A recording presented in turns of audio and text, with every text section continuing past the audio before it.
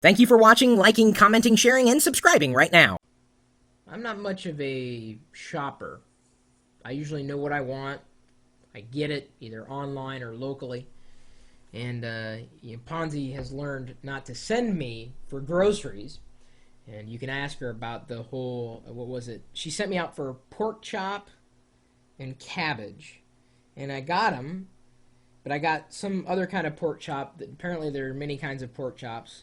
And I didn't check the cabbage for some kind of consistency. So I ended up getting the wrong products. And she was so mad that day. She was so mad. I said, what do you want me to do? You asked me to get a pork chop and cabbage. You didn't say, do this to the pork chop, check its SAT scores or anything. No, you just said, pork chops and cabbage. Yeah, but everybody knows. You ever had that in an argument with any? Everybody knows. Everybody knows. Everybody. So, regardless, she doesn't send me out grocery shopping anymore. I've got a top 5 tips for supermarket shopping submitted by Chris Padham. And he says, Dear Chris, I've worked in a supermarket here in England for a number of years, and I've seen a lot of people come in the store in a good mood and leave in a bad one. I'm sure, especially if they went shopping with their spouse. Here are my top 5 tips for easy and stress-free shopping trips. Tip number 1. Know the busy and quiet times of a store. This is a help for a quicker shop and less people to get in the way. If you go during the busy times, it'll almost certainly lead to stress during your shopping, for a number of reasons. Elderly people and families who take their kids out shopping, etc. And that's true. I can say that if Ponzi and I decide to go shopping together, it's at like 2 in the morning because nobody's there. And we get our shopping done. And yes, we are late night people. Tip number 2, be prepared. There's nothing worse than if you're on a monthly shopping budget than going into a supermarket without a shopping list or idea of what you want, creating a list, whether it be on a PDA or, if you're like my parents, a piece of paper. This can save on all those impulse buys that stores drive you to get, thus saving you money. Tip number 3, try to be in a good mood. The cashiers have been sitting there all day doing the same thing. It gets repetitive. Most cases, the cashier will be polite to you. Be polite back. Say, hey, how are you? This will not only make your checkout experience a lot better, but it'll improve the cashier's mood, causing less mistakes. And he misspelled the word mistakes here. There's a few misspellings. That's okay. It's okay. I appreciate it. And by the way, I try to be in a good mood when I do the checkout. Sometimes they appreciate it. Many times my wife Ponzi does not. Tip number 4, choose the right cart. For example, if you have a small cart or basket, you can't fit much in them, meaning you have to buy less items. Having a big cart makes you want to fill it. So, maybe grab the little basket before grabbing what my wife calls the buggy. Do you guys call it a cart or a buggy? Tip number 5, I'm telling you, man, I kid you not. Oh, Kentucky Wildcat. It must be a southern thing. Tip number 5, do you really need to go shopping and spending more hard-earned cash? Make sure you actually need to go shopping. What's in your refrigerator? In most cases, you can have enough food in the house without actually going out and shopping for more. Buying food you don't need necessarily is a waste. That's true. And you should also never go shopping when you're hungry. Eat before you go, because you will look at everything saying, oh yeah, that sounds good. And then you'll get to it and it'll be moldy. And it's like, oh, why did I pick that up? Because you were hungry when you went shopping for it. I think these are very, very solid. It's a very solid list.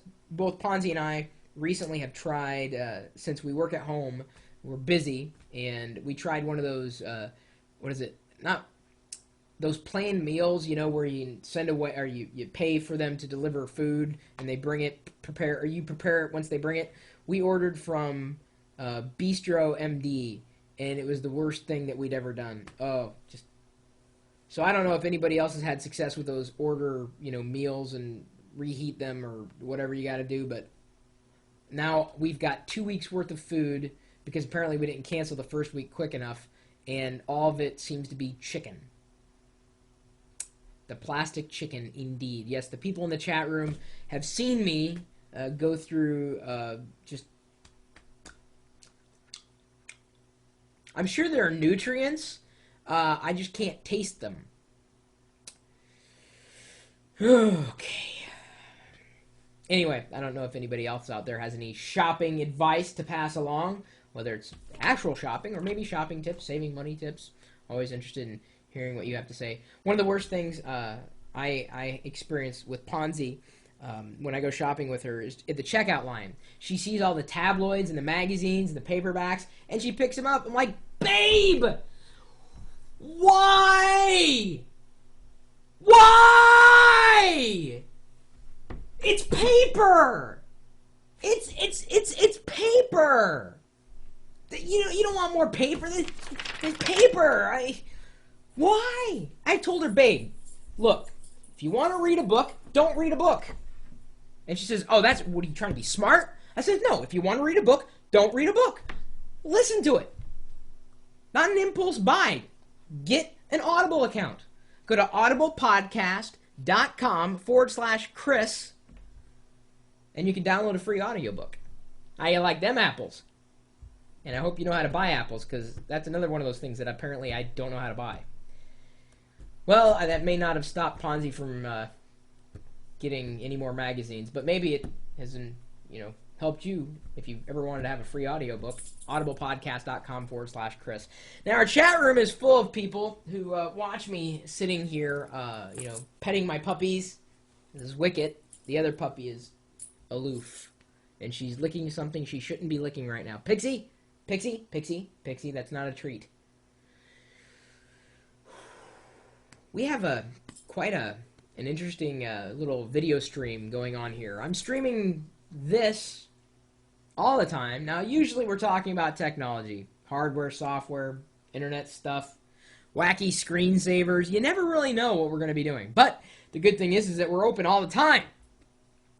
All the time. 24 hours a day, 7 days a week, chatting our nights and days away, and generally enjoying each other's virtual company. You're welcome to join us.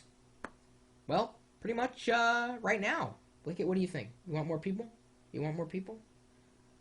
817 people isn't enough for you right now? 817 people watching live. You could be the next one. Just swing by live.pirillo.com. We'll see you later.